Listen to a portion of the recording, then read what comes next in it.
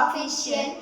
So ఈరోజు సంక్రాంతి కాబట్టి అందరికి we wish you happy Sankranti Pongal. So ఇది ఓన్లీ విషింగ్ వీడియో అన్నమాట. అంటే మేము విషింగ్ వీడియో చేయలేదని చెప్పి చేసాము. అప్పుడు న్యూ ఇయర్ కూడా ఇదే చేసాం. సో తినెవరు అనుకోకండి, మా చెల్లి పిన్ని కూతురు మా చెల్లి. సో ఇది ఆల్రెడీ వీడియోలు చెప్పాము.